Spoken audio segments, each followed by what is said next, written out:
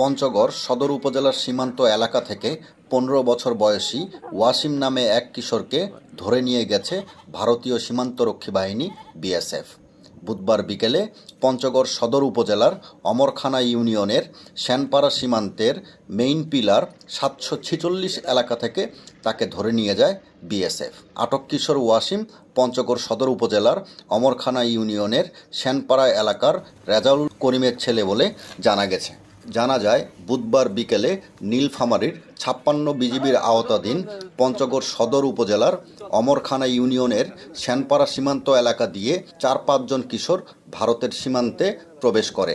ওই সময় ভারতীয় বিএসএফের ৪৬ ব্যাটালিয়নের গোরালবাড়ি ক্যাম্পের সদস্যরা তাদের দেখতে পেয়ে ধাওয়া দেয়। ধাওয়া খেয়ে সবাই পালিয়ে আসতে পারলেও বিএসএফের হাতে ধরা পড়ে কিশোর ওয়াসিম। পরে তাকে গোরালবাড়ি ক্যাম্পে নিয়ে যায় বিএসএফ। এই বিষয়ে নীলফামারীর ৫৬ বিজিবির অধিনায়ক লেফটেন্যান্ট কর্নেল শেখ মোহাম্মদ বদরুদ্দোজা জানান, আটক কিশোর ওয়াসিমকে ফেরত আনতে কোম্পানি কমান্ডার পর্যায়ে পতাকা বৈঠকের আহ্বান জানানো হয়েছে।